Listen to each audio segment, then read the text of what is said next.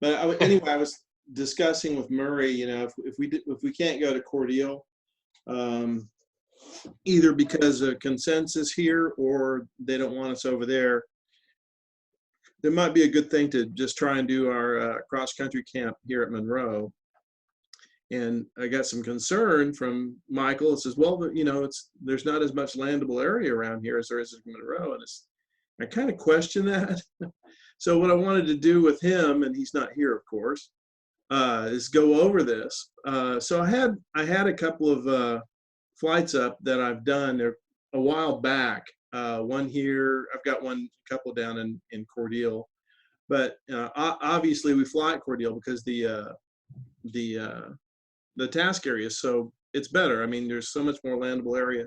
It's all flat, less trees, but it's not bad here. I mean, if you look at it, you know, CU has a good option for looking at the satellite on your task. So I went ahead and pulled up a task that I did in a long time ago in Chicken Noodle. It's about 350K. So let me go ahead and share it. There you go.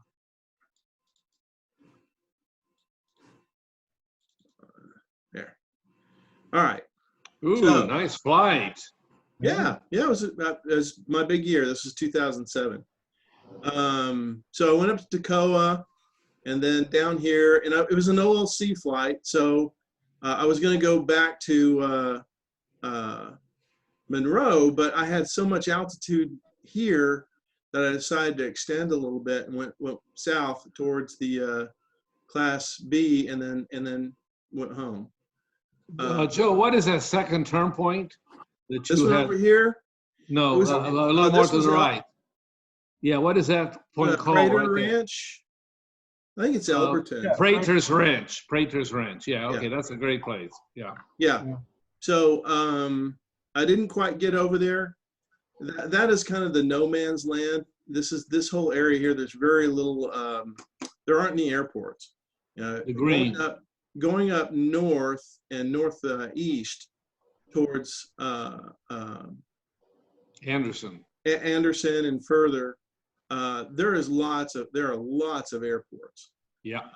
And it's very landable. So, and that's what I was trying to tell them. Is that, you know, if you go northeast from here, my dream task is a task from Monroe to where is it? Hickory. I think this is it here. It's an out and return. Yeah, Shiflet. It's out and return. It's exactly 500K. I mean, it's right at it. And you know, you get up here, and I think if you stay out over east of the mountains, I think you're okay. You've got this little airport here. What airport is that? Huh? What is that little airport? This one is Marion Shiflet. That's where they do the wave camps, I think. Yeah. No, the one to the right, the one you said, the little airport that is on the lower ground, right there. I don't know. If you click on it, it will show up. Patton Valley? I'm not familiar with it. But so I mean, it's quite doable. The one time that the one time I did try, I couldn't find the trace. I got as far as here, and I had to pee, and I got to fiddling with my works to get to go whiz. I peed all over my variometer and then I flew into the Class C here, or whatever it is. And anyway, my logger went off. So, you know, warning, you've just, you know, so the flight was dead anyway. So I ended up just coming home from there. But when I did come back, I came back the same way. And, you know, I get a lot of feedback from folks who fly out to the east that it's not a very good place, but I had a ball. I mean, I flew out over, this is, what dam, is this your lake up here? Is this Oconee? That's Lake Hartwell. Hartwell, okay. Do you see my mouse by chance? I do not. I don't know if I've enabled that. It's okay. It's okay. I was just checking because I got my mouse moving. Yeah, I can see your mouse, Fernando. Good. Okay. Yeah, because There's I'm on the Enjoy annotate mode. this. Welcome, Michael. This is Lake Hartwell. Yeah, so that's Lake Hartwell. Anyway, oh, for your benefit here, Michael, I was telling him, you know, this is a flight I did back in 2007 when I was having a good year. And looking this way, if you go out, let me scroll back out. If you follow this corridor right through here up into, you know, Clemson, I know this was Scott Anderson's kind of go-to out and return. I think he did that in the twin with Dana. Stop right there. Don't move. Okay. You see Spartanburg right here? Yeah. Mitch and I flew from Monroe to Spartanburg. It was a Oh yeah. fairly easy flight. That was the Albee flight, right? We took the Albee there. Mm-hmm. Yeah. This is a very good area. And the most beautiful airport in the world is called Triple Tree. And Where it's is it? it's one of these here somewhere.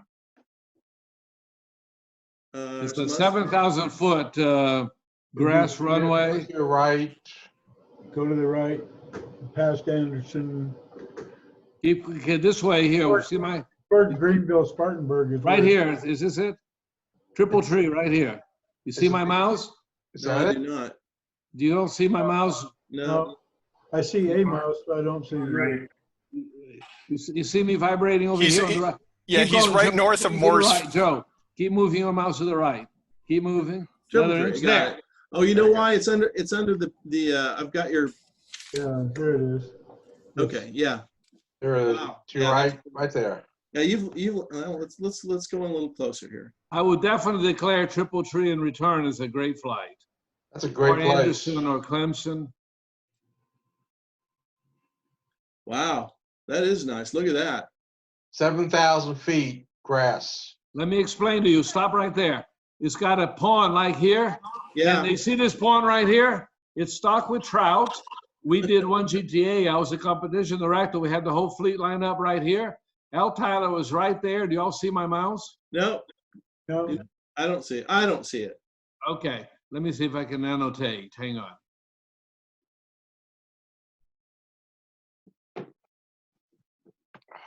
Yeah. You see that little red arrow? Yeah, I see that. Yeah. Okay, you see that? Down here by this, the south end of the runway. So Al Tyler was sitting on his glider with a fly fishing outfit, and he was fishing while we were ready to launch. That's just wrong. And the guy that owns this is a billionaire, multi-billionaire. When he was a kid, he loved model airplanes, Oh, I and see he it. knew how to vacuum mode, do like vacuum molded plastic things. Right. His dad was in food distribution.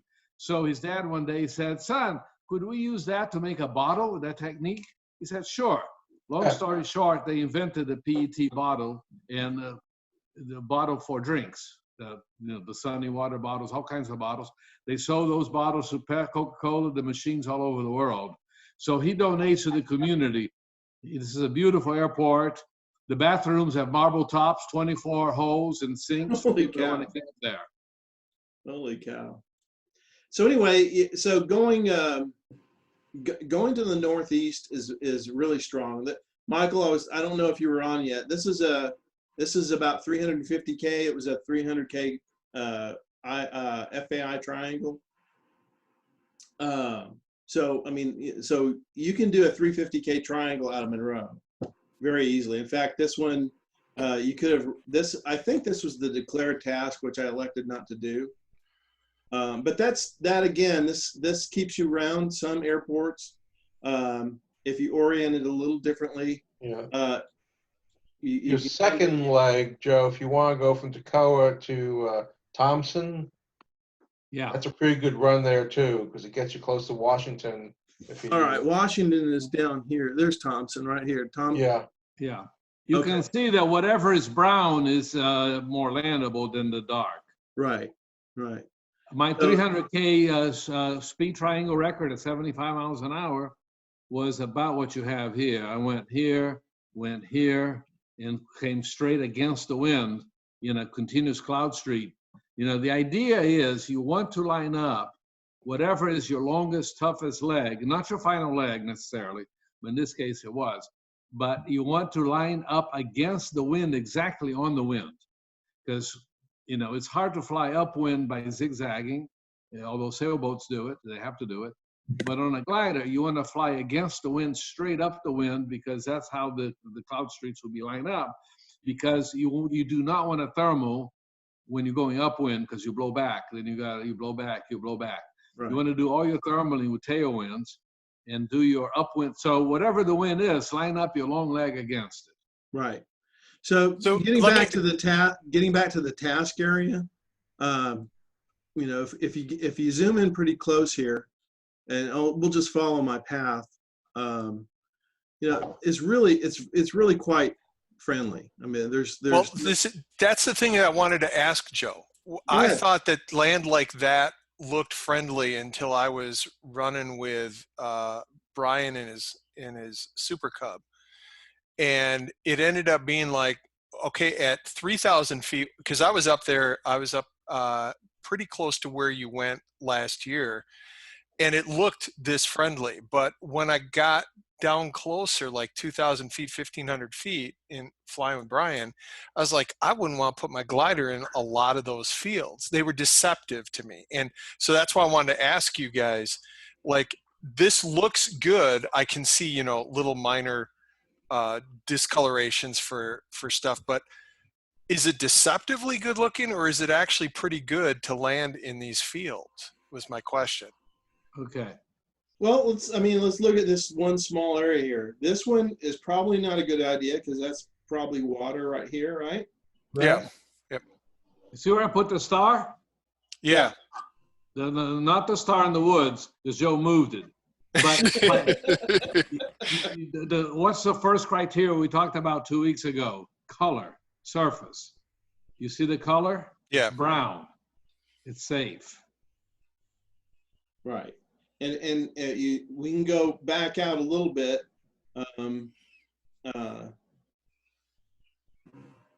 See, this brown is not quite as friendly. That's probably, well, that's actually not bad. Yeah. Looks slightly rough, but definitely usable. Now, let's analyze that field right there. Stop. I don't know what these are trees, right? What are these little dots? I think so. Yeah, they're trees because they're casting shadows. Yeah. Little trees. Yeah, the surface is fine. It's a rough field because of these circles. So that means there's probably going to be stones on it. Mm-hmm. All right. So, and then this field, oh boy, don't round out. Those are hay bales. Those are hay bales. Yeah. Right? Yeah, but this is probably a perfect runway right here. Is that a runway? Looks like a runway almost. I would land Right there. up at the right, up here on the left, I mean? Yeah, and here's a runway, isn't it, Joe? What is this? No, it's a road. Yeah, it's a road. I'm talking about from the house alongside the square pond. Is that a runway? No, I think my that's stars. it might be a fence. It's definitely a fence. That's Yeah, a right fence, here. and beside the fence. In Right. other words, Next if you to land it? next to the fence, right there. Well, that might be your runway. I don't know.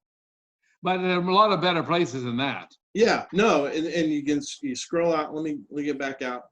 So But we can scroll go. out, Joe, and see how many fields you got within 2 square miles.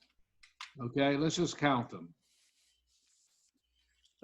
I'd say, let's see, that's 1 kilometer, so that's a half mile. Scroll So in. that's about. So we got maybe 1.5 miles, 2 miles around on the screen to the right and left. So that's your search pattern from 1,000 feet. Oh, here's There's a an great, airport, of here's a course, great right place there. Here's a great place to land up here. That would be my number 1 choice. So let's get north of Winder. So I have a more basic question for you guys. So imagine you're at, cloud-based bashing along at 80 knots, but then you get lower and like you hit like 2 or 3 clouds that don't work. So I remember I asked Scott about this, and he said he was pretty conservative. He always stayed within glide range of an airport, but I imagine that's like, well, I don't know. What do you guys do? Oh, wait, you're talking about, let's talk, assume we were on a triangular flight or a race, right? Not just lollygagging around. Let's say you're going. Let's say you're going for a 300K triangle for your gold distance or a diamond goal flight. Yeah. What I do, Patrick, if I have to start deviating, Joe, can you show more area? Because from 2,000 feet, you got a large decision radius. Okay, That's too high. Stop. Go ahead and shrink it some more. Zoom out. That's what I meant by shrink. Zoom out some more. Okay, now slide the whole screen down. In other words, let's move more north so we can see more north terrain. Okay, so stop there. So let's say right here, stop. Let's see if you guys can see. Can you guys see my mouse moving now? No. No. Okay, so I'm going to do a stamp. I just finished this climb right here. Do you see that star? Yeah. All right, and I am going north. I think that this side of the course line doesn't look so hot, especially here. You see that? Not. No. Go left or right of the Oh, course okay, line. let me see if I can draw. I got to draw. Hang on. Let me see if I can draw. You see those stars? Yeah. Yeah. Okay, so that path, that looks less landable. But from here, I know I'm not going to start thinking about needing to land until about here. I'm going to clear all my stars. So after I climb here, my landable, start worrying about where to land, starts here, here, here. Okay? Y'all see that? Yeah. Yeah. Now, if all those three directions, up the middle, left deviation, right deviation, are all very landable. So I'm not going to worry about it. Now, somewhere in here and over these woods right here, I would expect to find a climb because the best climbs are on the edge of woods. Okay? So no matter what, in Poland, for example, it's like flying over the Caribbean. If you ever flown over the Caribbean, you see clouds over every little island. In Poland, there are clouds over every little woods because the woods are slightly higher. That's why they don't farm it. The ground is lower, so it's more wet. The fields that have been cropped in Poland are, and this is true everywhere, are wetter. The parts that are wood are rocky, sandy soil, which therefore heats up, and the woods concentrate heat. Less so in South Georgia because the woods are very dense. But in northern forests, the wood is, the sun penetrates. Here, there are woods that are kind of thin, pine woods with a lot of pine straw on the ground, and that creates a lot of heat. So if I've analyzed a lot of Sebastian's flights, he would be just connecting from wood to wood to wood to wood because he would be finding thermals in all the woods. Small woods, not big woods. Big woods are different. But all these small little woods are thermal generators. So I would go there and then be thinking about, I don't want to go into big woods. You just got to plan ahead. Before you go into big woods, you got to get high so you can cross it. So that's the point, Patrick. Don't get over landable terrain without previously climbing.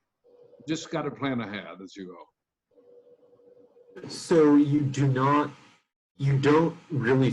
don't restrict yourself to only planning for landouts at airports. Well, if I am, playing in Cordeo, for example, when I did a 500K or so, that kind of flight, yes, I go because, it was 6,000 feet, you always got an airport. And there's enough density of airports. I'm not planning for the airports, but I know it can always make an airport. Here's Here, another in certain thing, parts, Patrick. Patrick, to answer your question though, it depends on who you are and what your risk level is. Like No, but you can minimize that by making, if you want a more conservative task, you just look at the airport. See, yeah. this right here was not an optimal task, the one that's declared, because if you look along the course line, especially out here, there's nothing. There Yeah. are very few airports through here. Now, the way I went, if you make that task, in fact, maybe we should just create one.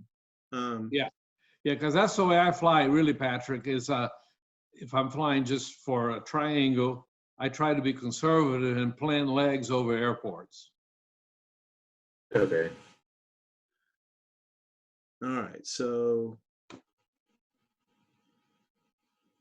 let's a new task. Can you take off the terrain, please, the satellite? Just take out everything except, so we can just see Well, the I mean, text. but I want to. Okay, well, we're going to focus on airports, so yeah, I can do that. Hang on. Yeah, then later we'll show the terrain, but just eliminate everything, but there you go. Take out even the vector maps.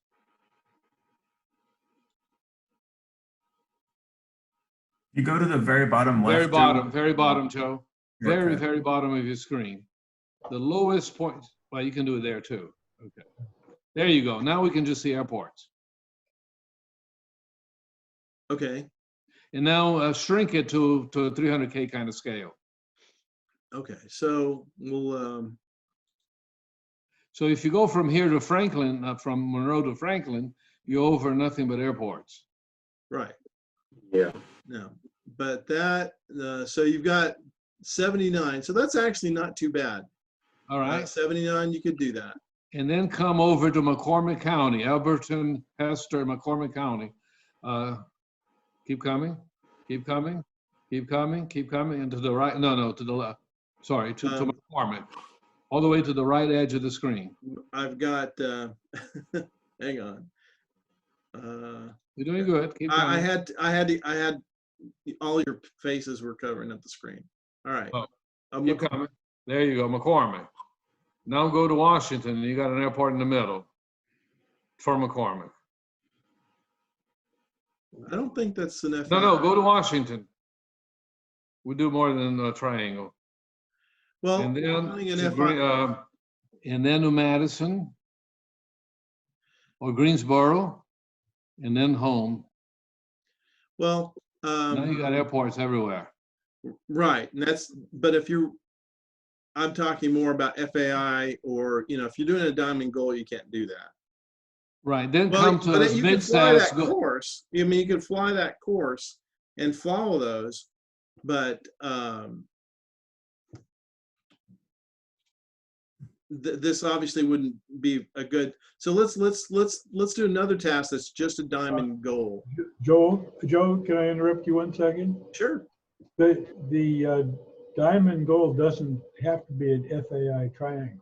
That's true. That is true. And how many points can it have maximum? You can have You can have all the points you want. you can have 3 turn points or 2 turn points. Yeah. Right, because in Europe, they all fly 3 turn points. You know, bow ties, whatever pattern. They say if you have more than 3 turn points, it doesn't count. You're cheating. It's too easy. But they do 3 turn points instead of just 2. So you start, you go to A, B, C, home.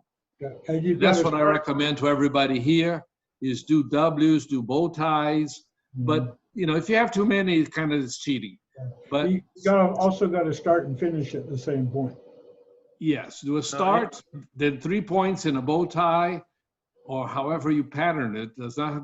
In fact, it's a lot easier to do European style, which they don't fly triangles. They like to go up and down street. So you go up and down the wind line, whatever the wind line is. Here are two 500K flights.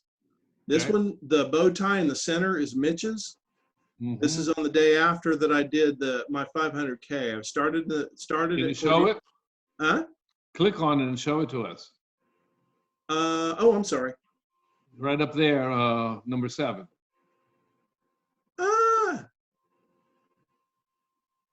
Hang on. New share. Okay, here we go. I'm so confused. How do I get to my? We're viewing your screen. You know what? Here, I'll just do. There we go. Do view screen. There you go. All right, there we go. Sorry about that.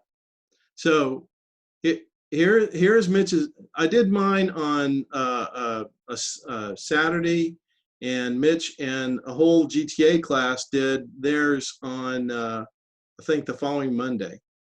Sunday. That's the one that Fernando. you. That's So- the one I flew with you and Mika, Mitch. Mika, yeah. Mm-hmm. Yep. Yep. And Larry Goddard and Wally Berry. Wildberry, yeah. Yeah. Bunch Five of of us. guys got this task in, but that's the difference between them. So a big triangle is going to take you over a lot more area. This is a lot more compact. Can you take out the terrain so you can see more clearly? Maybe. Yeah, let's see here.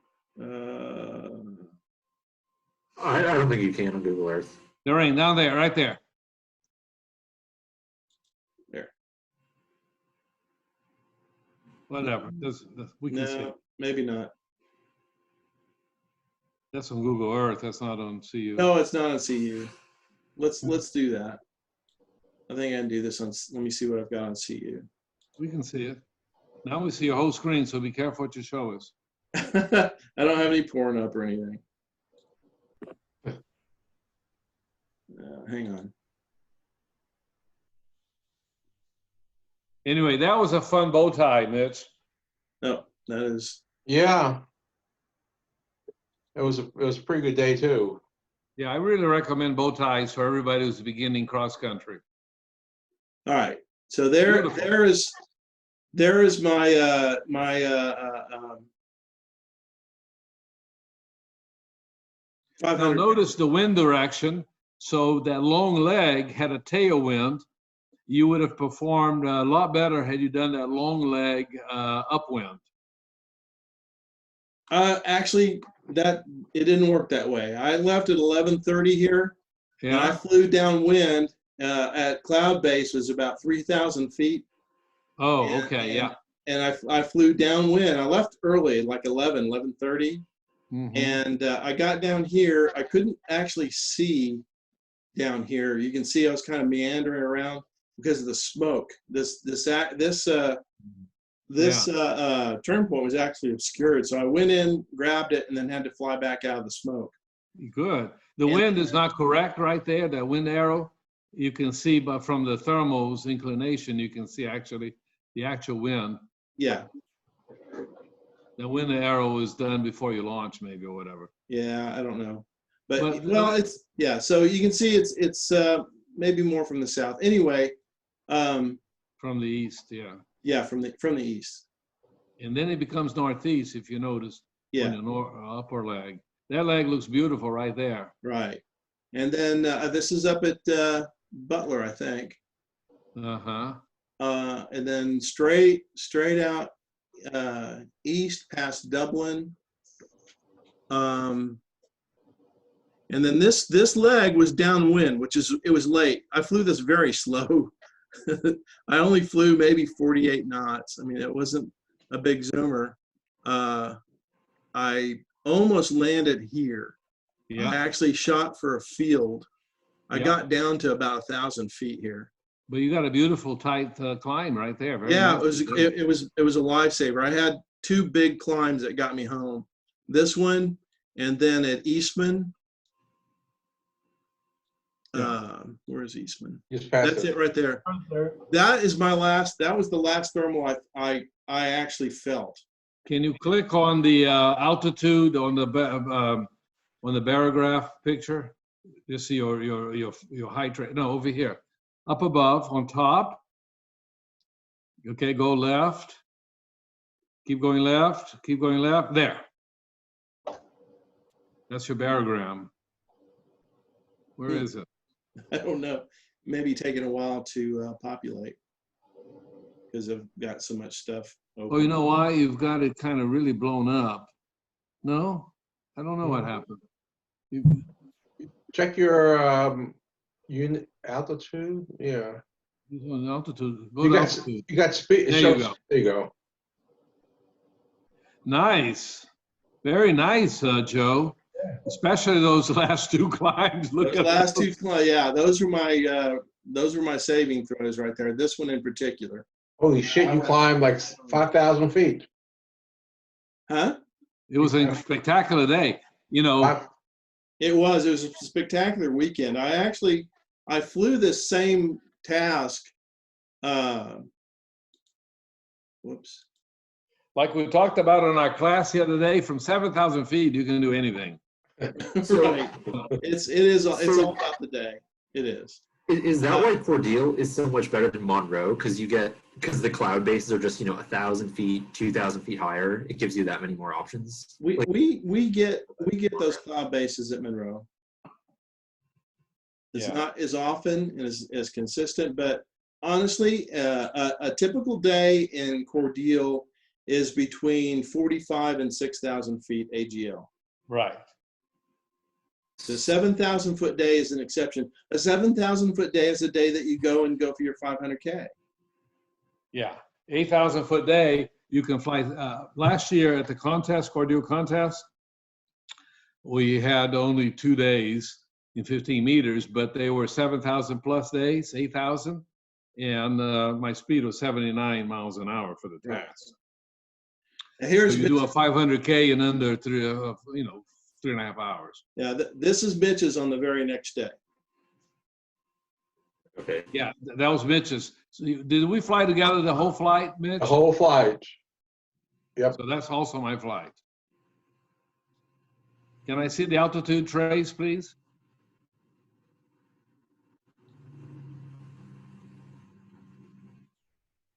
What is, this looks completely different in yours. Altitude, That's speed. Change to altitude. Go up on top.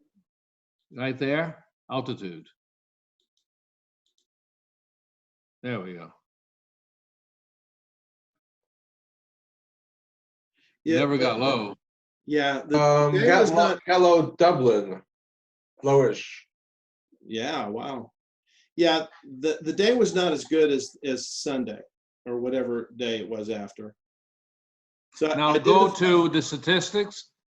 Go up. The little. No. Keep coming to the right. Keep coming. Oh, you can do it that way. Okay. Go to task. Second tab. All right. So what was our speed? 54 miles an hour. Our average climb was 2.9 knots, 31%. That wasn't great. We only did an L over D of 54. Yeah. Yeah, we started at 11 o'clock. Yeah. And let's look at the legs. Go down, please, Joe. First leg, 46 miles an hour. Cross country, 45. That was really slow. 2.6, 40. I'm surprised how poor our glides were. Keep going. Next leg. 71, 2 to 1. No. The previous leg, Joe. Stop. 72 to 1. That was much better. At 34%. We're still circling too much, Mitch. 49 to 1. 24% climbing. Okay, next one. I just look at the percent climb in the L over D. 31%, 50 to 1. Huh, was it blue, Mitch? No, I got stuck. You and I diverged at Dublin. I got stuck there trying to get out, right above the airport. 3,000 feet. No, but I'm surprised. I'm surprised at our glide ratio because we're not flying that fast. We weren't flying fast. It was not as good a day. Okay. It was not as good a day. Y'all with the big hot birds and all that got around just by the skin of your teeth. We had to work a little bit. Right. We were laughing most of the time. Can you go back to the altitude? Well, trace? now, wait a minute. Wally also made that flight in a LaBelle, which isn't exactly the hottest of birds. No, he didn't. It was just 4 of us. No, he did it. He did it? Wally and Larry did it. No, Wally and Mika. and you and I and the 5 of us. Is that what you wanted, Matt? Yeah, what is that from like 1230 down on the bottom over The green triangle there. Yeah, That's some airspace at somewhere. Okay. Airspace. We're going over a Class C, a Class D, Delta. D. I just haven't seen that. About before. That was probably Macon, you know, what do you call that thing? Robbins Air Force Base. No, we were back. What about Moody? Eastman. The Moody Eastman, MOA? how about Eastman? Eastman has a control tower that goes to 2,500 feet. It's on the way to There you Soperton. go. Yeah, you never went near Warner Robins. Yeah. Can you show the trace again, the overhead view of the trace? Right there, yeah. So let's see, relative to the wind, why do Yeah, we right. pick that? We're right through Eastman on the way down, the first leg. First leg, we're right over West So- Georgia. You went out straight to Soperton first thing? Yep. Yeah, Okay. Yeah, so those two edges right there, Matt, that one and that one, those are the two bars. Gotcha. Okay. yeah, and we planned that task for a reason, I can't remember, but clearly the weather was best in that direction, and we wanted to go ahead and hit the play button, please, Joe. Can you So, speed it up?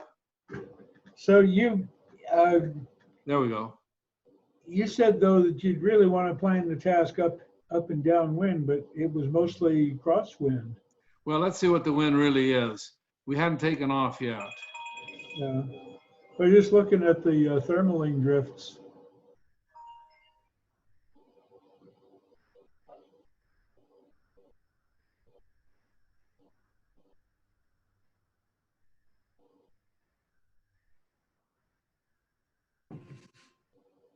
I remember the wind being, it was east-southeast. Well, I don't know, look at that. yeah. Pretty good lean.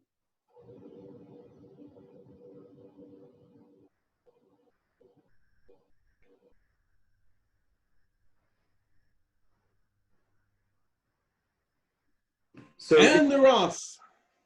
in terms of height band, I guess, you know, like let's say cloud base is at like 6,000 feet or something.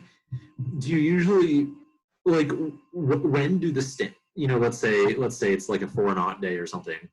Do your standards of what you'll take, you know, are usually when you're high, you have high standards, but when you're low, you get, you know, your standards drop. So I don't know, like what's usually the height band that you want to be playing with? Like, do you go all the way from the top to like, you know, 2,000 feet AGL, or do you try to stay near closer to the clouds? It all depends. I mean, it's every day will decide there, you know, the strength of the lift may be between 4,000 and 6,000 feet, or it may be between 2 and 5. You never know. Every day is different. The lapse rate's different. The air is different. The generally said rules of thumb. Rules of thumb end up with Band-Aids sometimes, but the typical rule of thumb is stay in the upper half of the convection band. Okay. Local conditions may tell you otherwise. What you discover before you head out may tell you otherwise. But here about between 4,000 and 5,000 feet. yeah. We left, it was pretty low when we left. As a just a for Yeah, I opener, mean, you're only at 4 here. upper half.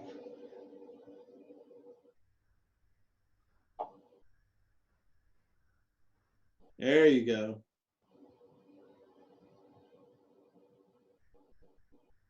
Yeah, I could imagine planning like upwind and downwind legs would really help you, like if you get low, because I've always had like so much trouble connecting when you get low. I don't know, I just like can't visualize, you know, how much the thermal leans. And so I can imagine, you know, if you plan it upwind or downwind, then like it's way easier to connect because you kind of just like fly under it. And you don't. Exactly. That's exactly right. And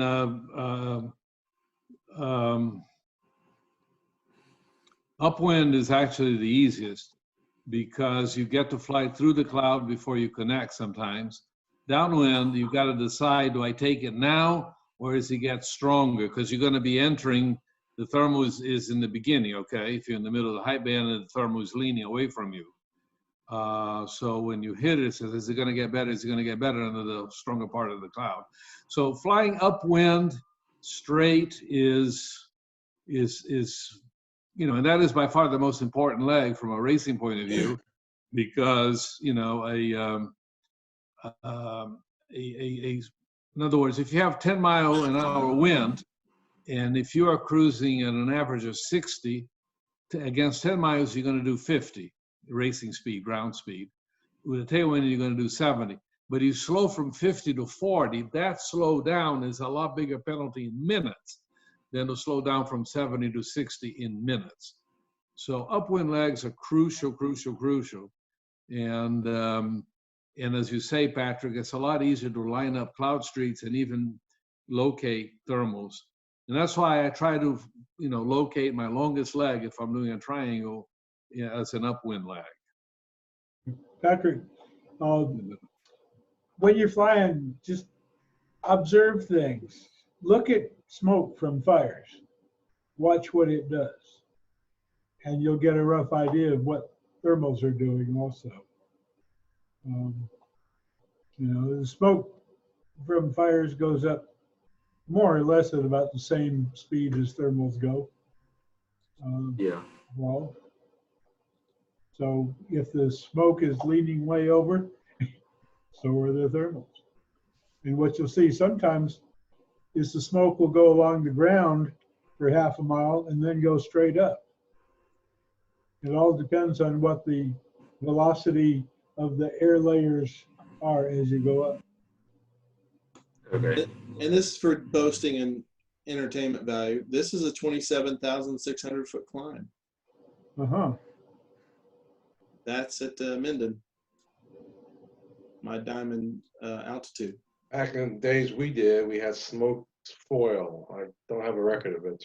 Is that in the Owens Valley? That's by Tahoe. That's Lake Tahoe here, the blackness at the top, that's Lake Tahoe. This is Minden Airport right here. Oh, okay. So, yeah, my gold was similar. I took off from Minden, my first climb, I got gold. Boom. Yeah. Yep. My diamond climb out of Minden was recorded on a Replogle barograph, paper barograph. And after landing, Tom Stowers looked at it and said, "Yep, you made it. You want to join the Minden Zeros?" And I said, "Well, Oh my God.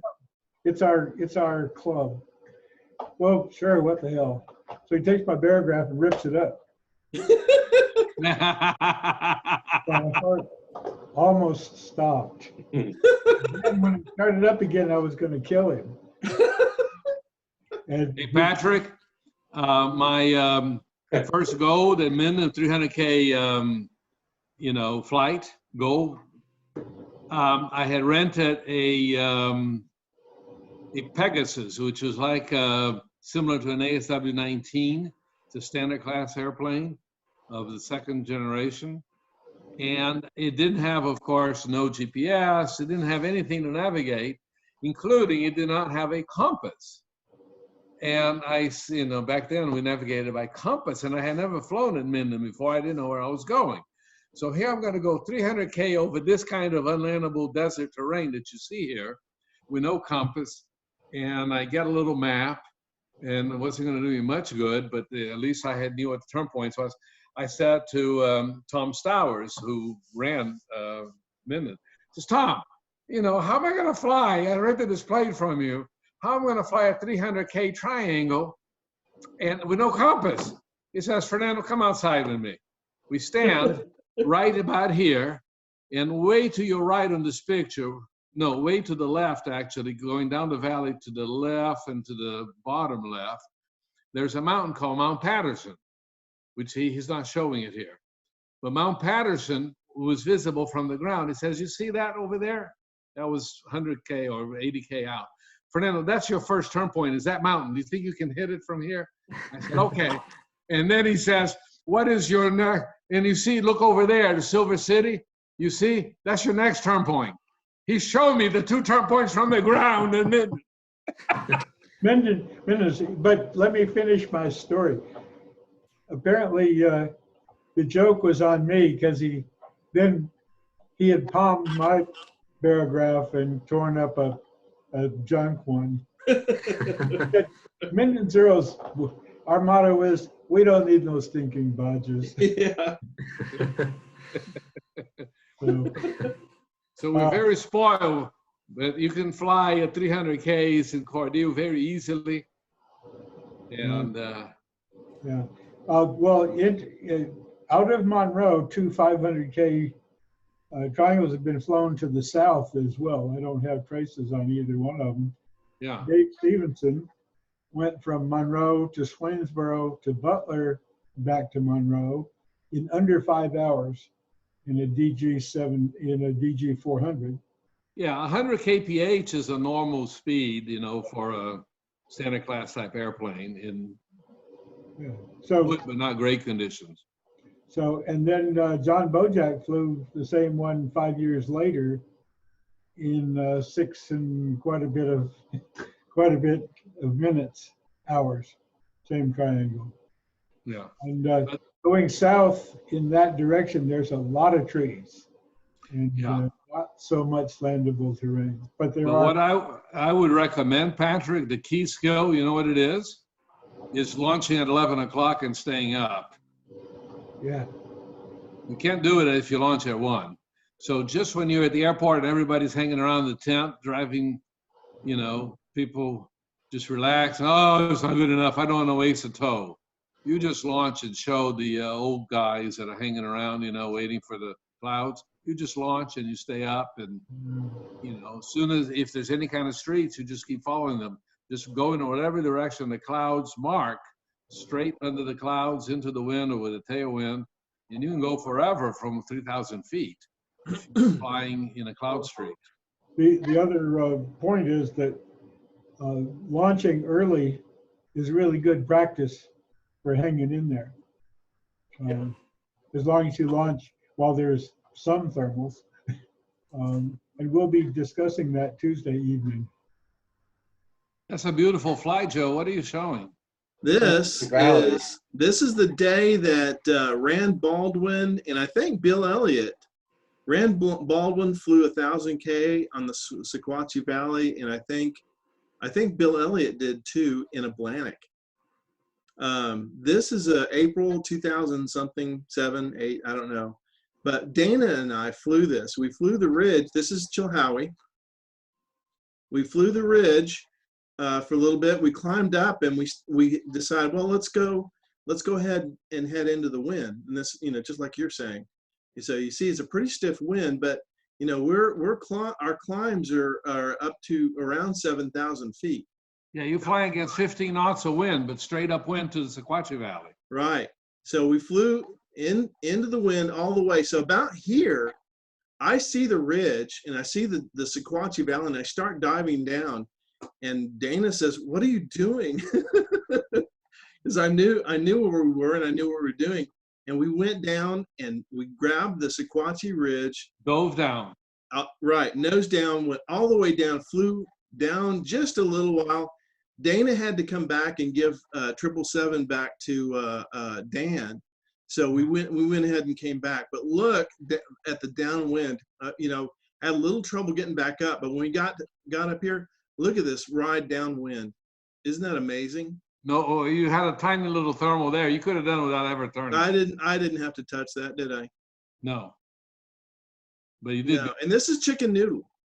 You know, remember, y'all may not remember, in October, mid-October, during one Chilhowie Oktoberfest, I won the Neffinger Award. It was raining in the morning. I launched, the rain stopped at 11. I launched at 1 o'clock, very strong wind, without any particular plan, and I fly 4 states against the wind, like this. I go to the right to North Carolina from your picture.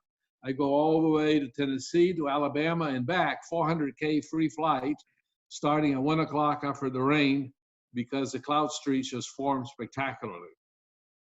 Yeah, you see the high mountains in North Carolina to the right? I went there, and then I went all the way past to the left and down to Alabama and back. Y'all gave me the Neffinger Award for that flight. It was just incredible. Yeah, Dave Stevenson's 600 mile flight, or 500 and something mile flight was here. He dropped off in Georgia on the Sequatchie Ridge. So since he started in Georgia, he set a Georgia record, but he went up and down the Sequatchie Valley while the ridge was working, then climbed up and then went and did downwind dash. I don't think he made it as far as He got stopped by the Charleston. Atlantic Ocean. He didn't quite make it to Charleston. no, not in the, he did in his DG 400, Yeah. but he did not make it in the K6. He got the first 1,000K down here back in the 80s in his DG 400. Yeah. But you just go up the Patrick, you got to fly to Sequatchie Valley. When Sarah has the camp, it's the most magical thing. Mitch and I and Bojack and others would go there in January when there was snow on the ground. We would launch and we'd go up and down where we were freezing. We would fly, you know, it's about 60 miles each way. So it's 100K each pass. Show them the valley, Joe, where it starts, where it ends. It's this thing right here. Yeah. The ditch. The ditch. It's a big ditch. You can see that ditch from the moon. You see the plateau like here and you see the ditch. excavated. It looks like it was excavated on purpose. Yeah. And you just go up and down and you're flying 50 feet off the trees for as long as you could stand the cold. And you're watching the deer down there. It's all snow. And, you know, it's beautiful. I miss those days, Mitch. Yeah, Yeah. yeah. Been about 15, 18 years, well, since Art's place, but guess we flew with Sarah, it wasn't that long ago. Is there any way to connect? So I know, you know, in like Pennsylvania, I guess the ridges just all work out magically, so you can go really, really, really long distances. Is there, I mean, from like Georgia area, is there any way you can connect? So like really long ridges just go forever? Yeah, you can go to Pennsylvania from here. From Go from Alabama. Yeah. From Alabama up, but what's his name? They used to do it all the time. Yeah, Linwood Stevenson and Ira Phillips, Ira Phillips, yeah. those guys, yeah. Yeah, from Chilhowie, work your way up to Knoxville, and then thermal over to the bottom of Clinch Mountain, and you're on your way. Next stop, Williamsport, Pennsylvania. Yeah, the transition from Knoxville to the Fort Payne, Alabama Ridge is quite difficult. You know, Carl, who's a you know, great expert, been trying to do it. It's not so easy. Yeah, I think Francois has done that, if I remember right. Who keeps flushing their toilet? It's not me. I think it's just background something. So, yeah, it's possible. But now the whole Appalachian Ridge system, you have to know that system really well, because there's about 7 or 8 places that if you don't do it right, you're in big trouble. Yeah. Joe, you got some great stuff. Oh no, you're on YouTube. That's all mine. Oh, it's all YouTube. You got some great stuff. Yeah. Yeah, I mean, this stuff isn't mine, but all the MGSA club videos. I'm trying to find my Sequatchie Valley video, and I don't have it on here. I'm surprised. I don't know what I did. It's on here somewhere. I'll send it to y'all if you want to take a look at it. I'll see if. Oh wait, maybe it's on.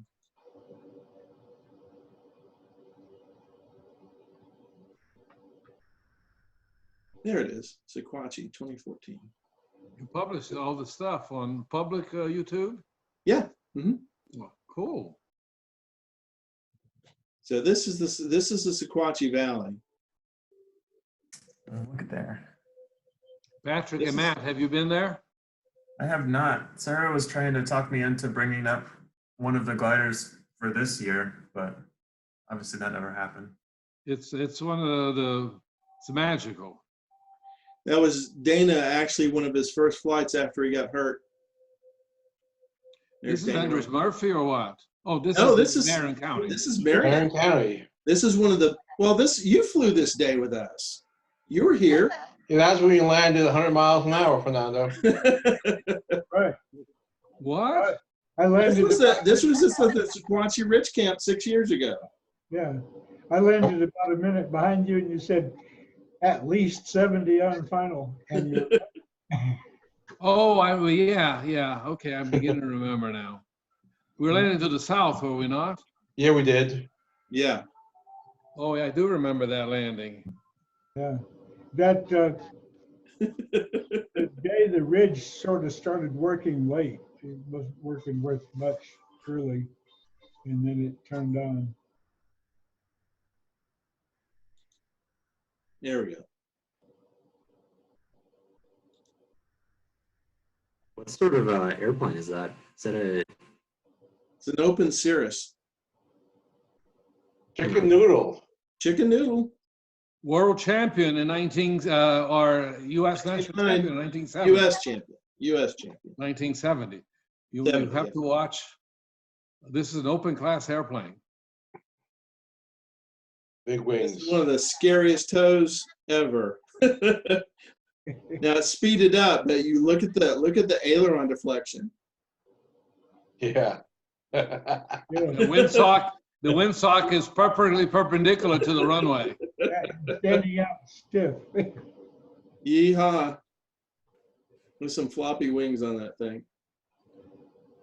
Yours wasn't one of the ones that George Moffat took a saw to, was it? No.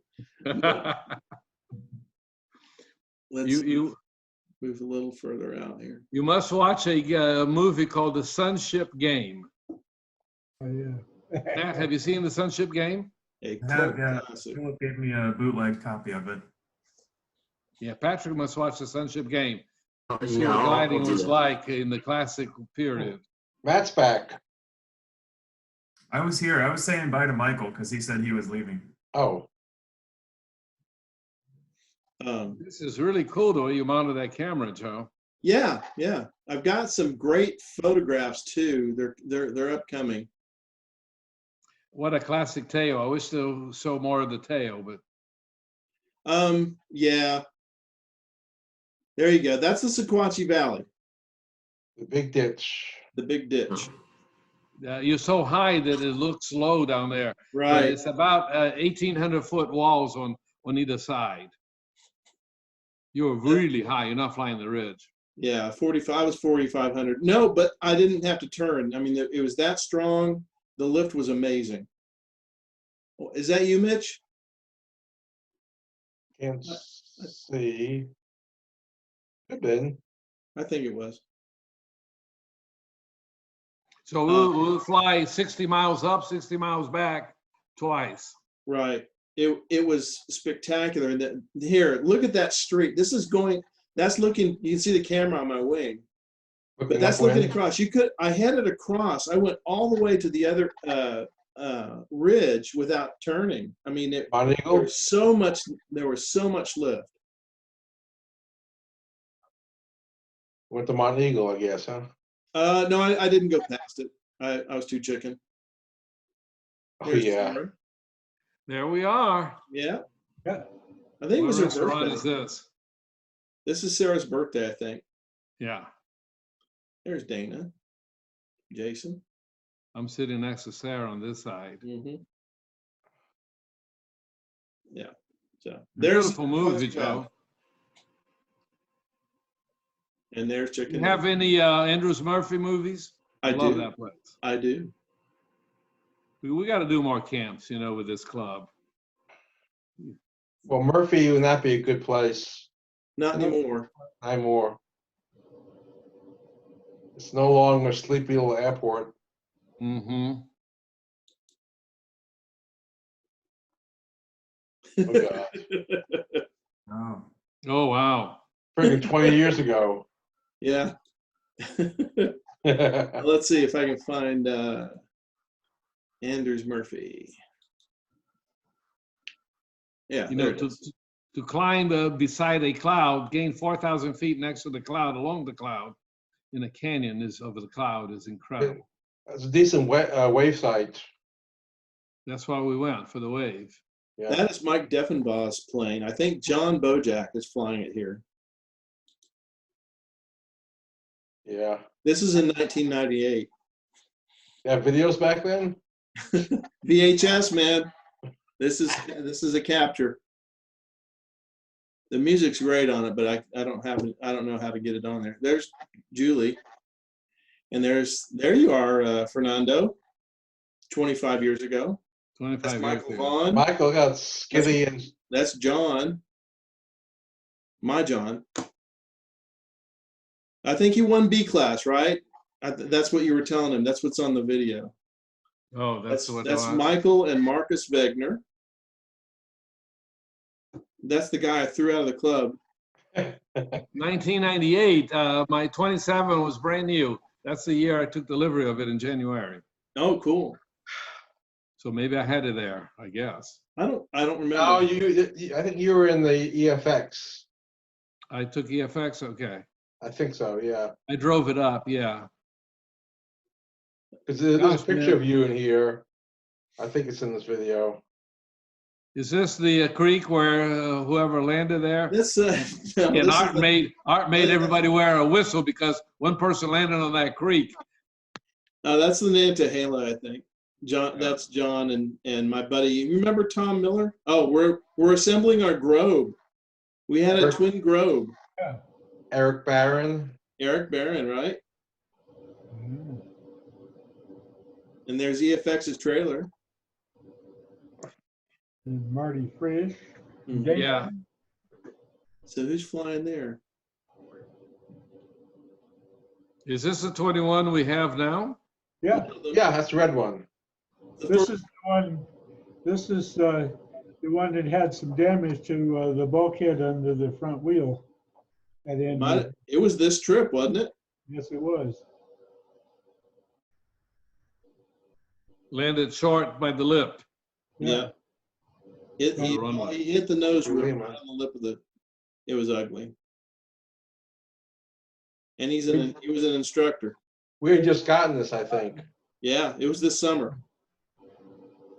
I ended up flying 23 Lima most of the time.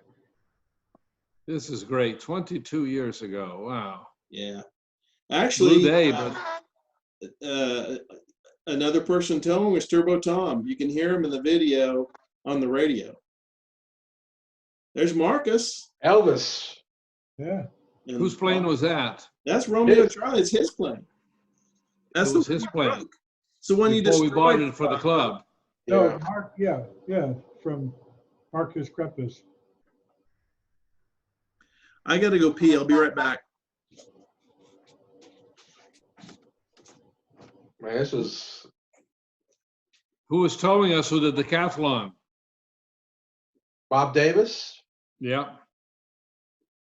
And they're still fucking with this thing. It's But that's not Bob Davis's Citabria. not. No. Decathlon, wasn't it? Yeah, Bob's is a powder blue Citabria. Jerry Miller. That Jerry Miller's thing? Yeah. Was he there? Yeah. No, Jerry Miller towed us. Yeah. And Jerry had a LS4 or a Bojack. something by then. Was this his brand new 6? That was a Mitch? brand new 6, yeah, which Crowder now has.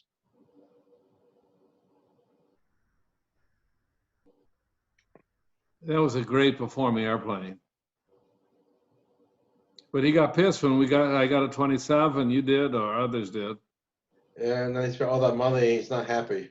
And then he shelled the money for the 10, and that got relegated. Is that Joe?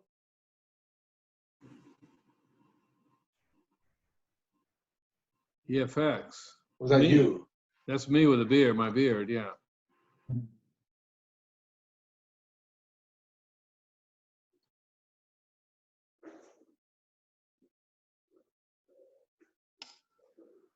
And the airport certainly grew up since this. Those are high mountains there, and they will set up a wave.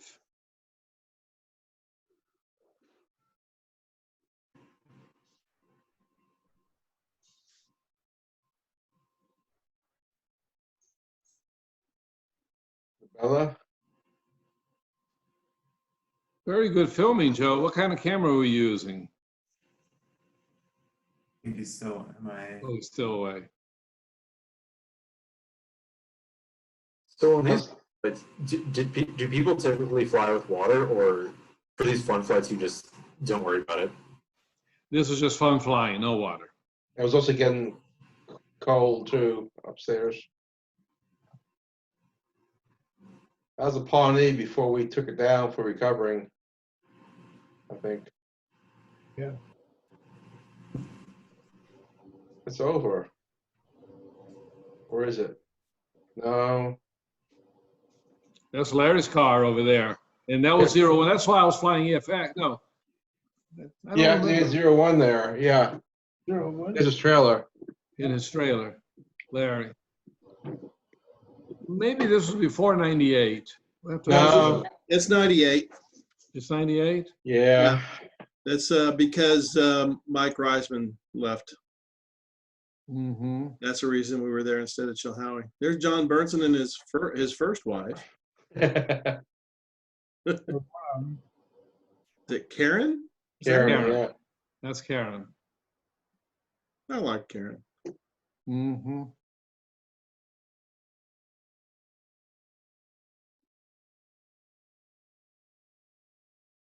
I was just remarking, Joe, when you were away, how nice and well filmed this is. What kind of Oh, camera were you using? God. Golly. Todd Hedenstrom. My buddy Tom Miller, you may have met him. He's been out to the club. It's been a while.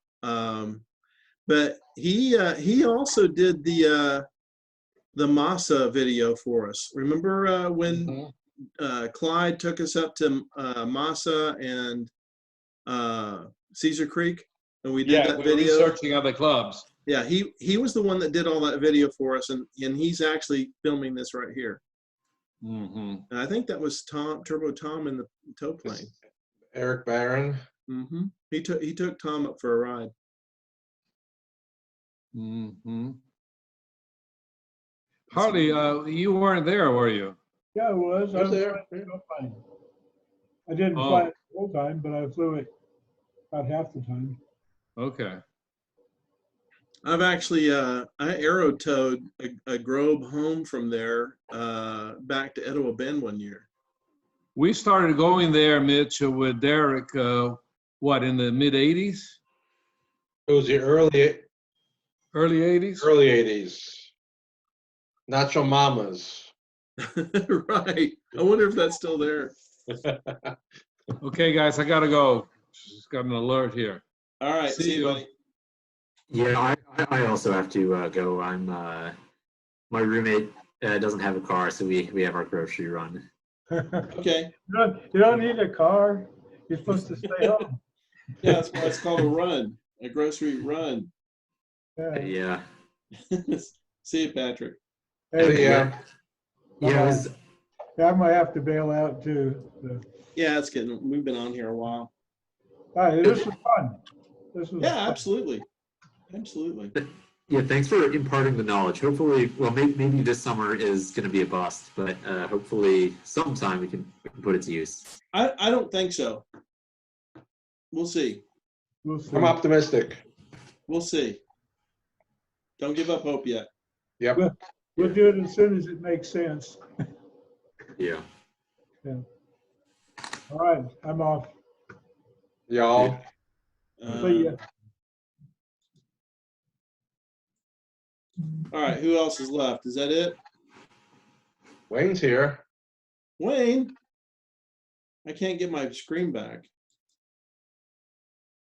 Oh, stop share. There we go. How about that?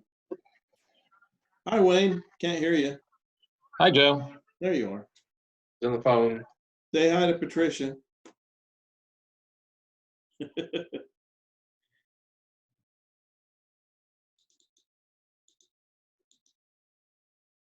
Joe, do you still have CU open by any chance? Yeah. I got pit stop. Go ahead. Stupid question probably, but I've never been able to figure out how to actually just drag and add new turn points to a task. All right. Hang on. Can you see my screen? I can. Yep. All right. So to add turn points to a task, Or I guess creating a task. So I know how to go in, like double click and type in, start point 1, point 2. But Oh. I thought earlier you were just. it's easy. We'll do one. Let's say hang on. Edit my tasks and waypoints.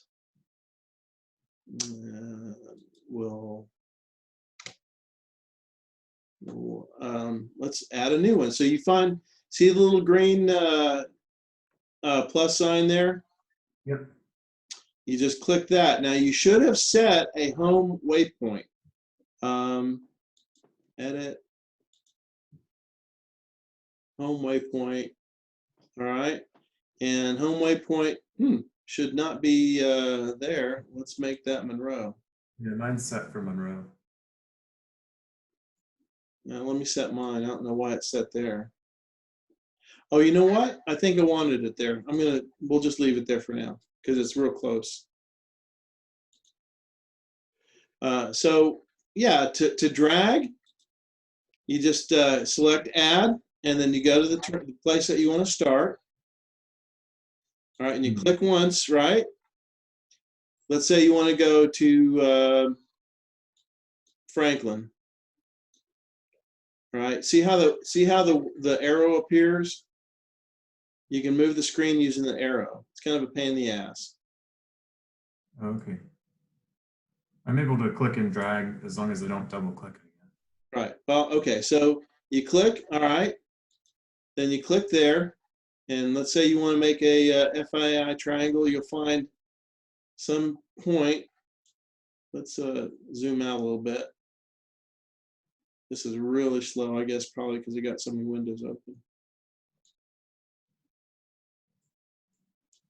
I guess the tornado looking thing tells you, I guess, where to go for different distances to make it a. Right, right. So if I wanted to go that way for the, like if I wanted to go here, that would be a 265 kilometer triangle, right? You see that? If you look at the curved lines here, see the 260, 270? Anywhere, any turn point inside that band is going to be an FAI triangle if you go, if it's going to go home. You see what I'm saying? Yeah, and it looks like you can flip it if you wanted to go southeast. The button on the taskbar, I guess, would flip that helper visual to the other side of your first. Actually, I don't know which doodad is that. That one? No. 3 from the right.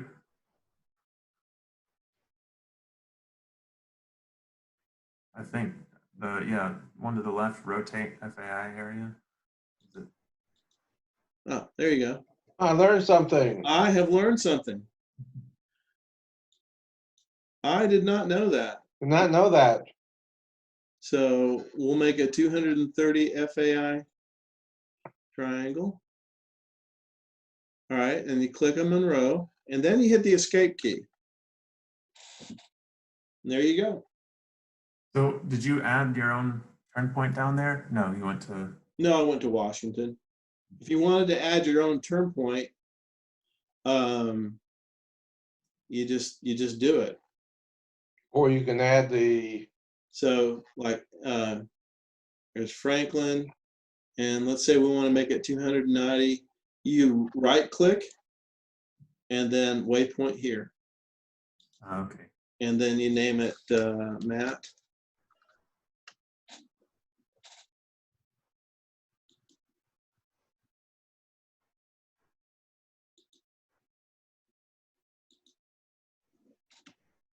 There you go. And it should say FAI triangle, 284 kilometers.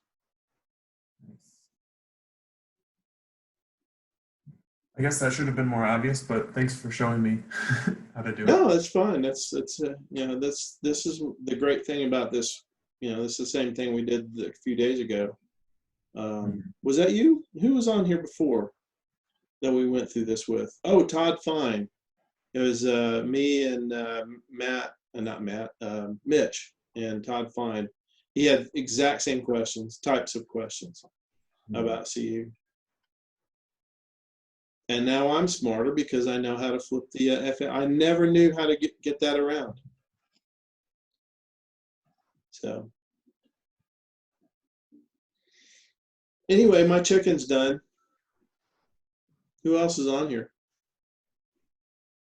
Is it just us? Just us four. Oh, hi Wayne. What's up? Oh, I just decided to see what was going on. Yeah, you missed a good chat. We got on about 3 o'clock. Oh, okay. Talked about soaring at 345. You've been so you've been on there for a couple hours. Yeah, we're Yeah. we're going on 2.5 already. So no, it's been good. No lulls in the action.